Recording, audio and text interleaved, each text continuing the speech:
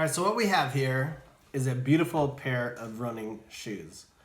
This is the Hoka One One Evo JAWZ. Funny thing though, this is a hiking YouTube channel. I was really curious about using the Evo JAWZ as a hiking shoe because this is an awesome ultra lightweight trail running shoe. I owned the Hoka Evo Mafate, which I thought was like one of the coolest shoes I'd ever owned outside of Salomon. And when I found out that they had upgraded the Evo Mafate with a ultralight shoe called the Evo JAWZ, right away I thought that it might be a Lone Peak 4.5. Because Hoka and Ultra are really similar shoes, and Ultra has got this crazy shoe called the Lone Peak 4.0, which I own. But I wished that it had more cushion underneath the heel, which the JAWZ has. But bottom line, the Hoka Evo Mafate is $170, and the Hoka Evo JAWZ is $50 less. And for $50 less, you get a lot less shoe. This is a really ultra lightweight shoe. It's got a beautiful hydrophobic kind of polyester nylon blend sock that, interestingly, is exactly the same shape as my foot. It's a fantastic fit. It fits perfect. But it really reminds me of the wrestling shoes that guys used to wear in Boston during the 80s. It's a really minimalistic shoe, the kind of shoe that you might want to wrestle in, like in high school.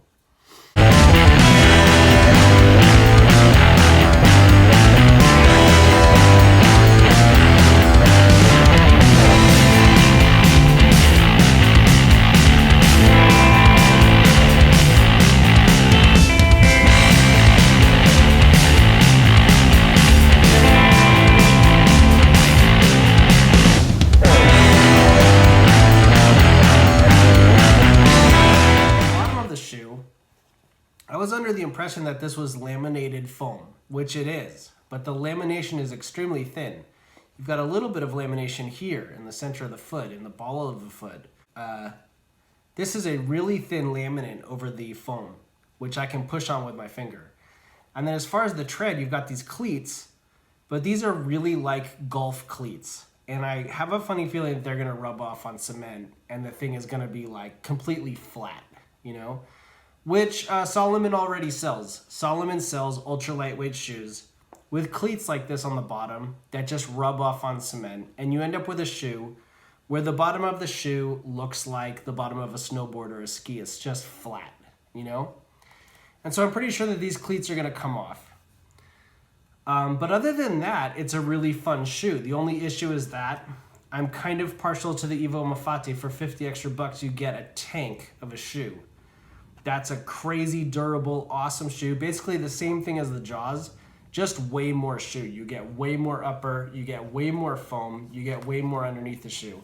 With the Evo Mafate, you get way more resilient responsiveness and the springiness, and you know, you get like this kind of technologically advanced ability to propel the runner forward.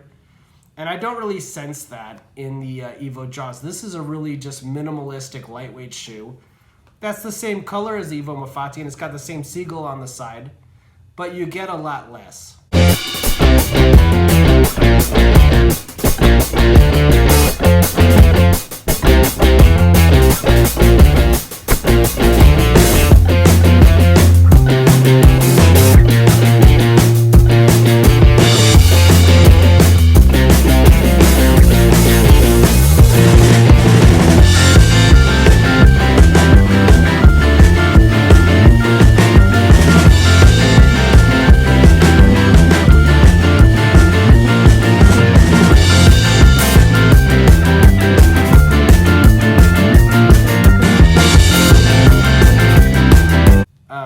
It's just a really, really lightweight, minimalistic shoe.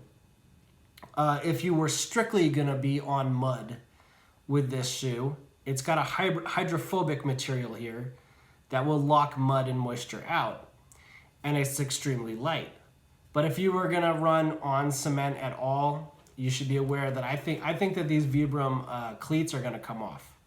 I'm gonna try. Probably what I'm gonna do is I'm gonna call Hoka and ask them about getting a pair of Evo Mafates anyway, which I would love. Yeah, I kind of wore my Evo Mafates in, and kind of wrecked them. I also used them in a marsh, and I made them really smelly and muddy. If they're willing to send me a brand new pair of Evo Mafates back in exchange for this shoe without wearing it, I would be pretty grateful, because I really like those Evo Mafates. I think it's worth it to spend the extra $50 and get that crazy, technologically advanced, totally durable, awesome trail running shoe that's awesome for hiking, that Evo Mafate. It's crazy. That Evo Mafate is really the only shoe that I found outside of Solomon that I really liked a lot. So yeah, it's a really awesome, fun shoe. If you have the ability to own a bunch of different shoes, and you want to have a pair of shoes that are kind of waterproof, that are extremely ultra lightweight, that you only plan on using to hit the trail in wet conditions, then the JAWZ would be fun. The wet season is actually ending right now. The JAWZ is coming out in April, and it's just starting to not rain right now. So, you know, the winter's kind of behind us at this point. And this is a really epic, awesome winter waterproof shoe. It is kind of an awesome shoulder season shoe because it's so light, so it would be better for warmer temperatures. It's not such like a winter, like a dead of winter shoe. This is more of a springtime shoe. But yeah, if you have the ability to own a bunch of different shoes, this might be good. But otherwise, I would stick with the Hoka Evo Mafate. I think that, you know, for 50 extra bucks, you get a lot more shoe. Boom.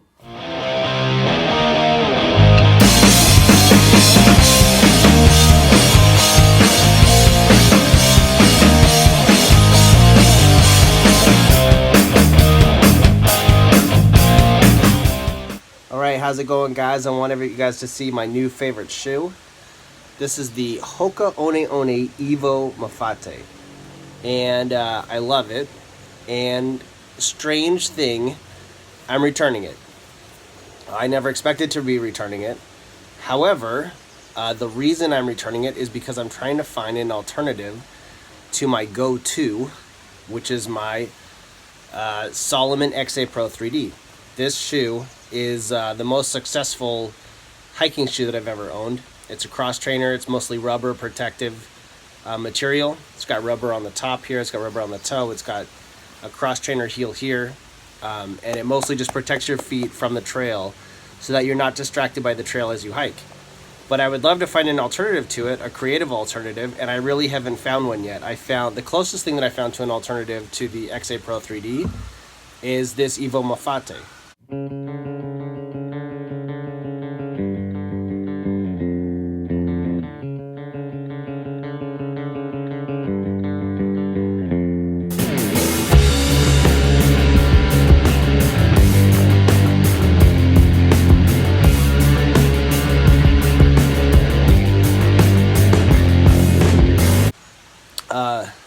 But Hoka One One has come out with a new shoe in the Evo system, same color, same seagull, but it's called the Evo JAWZ, and it's a lot like the Ultra Lone Peak 4.0. So the Ultra Lone Peak 4.0 is kind of a sock shoe, it's kind of a barefoot shoe, but it just doesn't have a lot of cushion underneath the heel. The big difference between the lugs that are on the bottom of the Hoka One One Evo Mafate and on the Lone Peak 4.0 is that this is a foam that's been laminated with rubber. And basically what that does is it prevents the lugs from shearing off, because since they kind of depress and they're kind of squishy, they don't press as hard against the ground and they don't get sanded off by the ground as easily.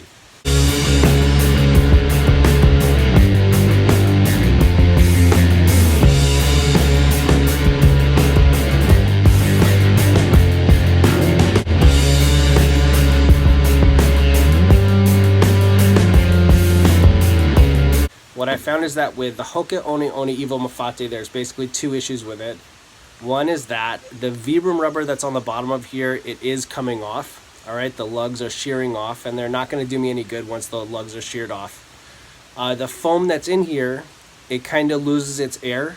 As you use it, air kind of seeps out of the foam, and it's just not as springy and responsive anymore after you use it for like 2 months.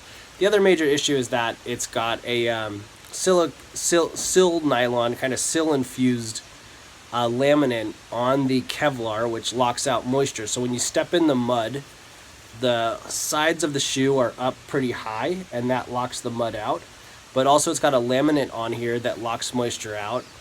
But that laminate becomes discolored and kind of dirty. So the shoe's kind of smelly and dirty.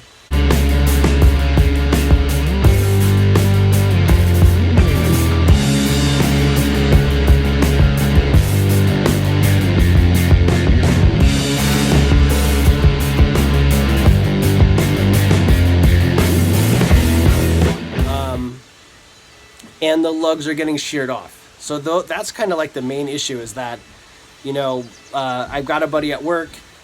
He told me, hey, you know, you're not a millionaire. If this company is willing to do business with you and send you free stuff, you might as well email them and send in this shoe if it's not perfect.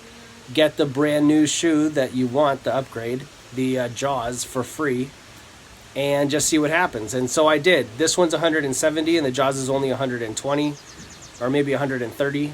I emailed them and I found out that I can send in these shoes and get the JAWZ super easy. So I think that that's what I'm going to do.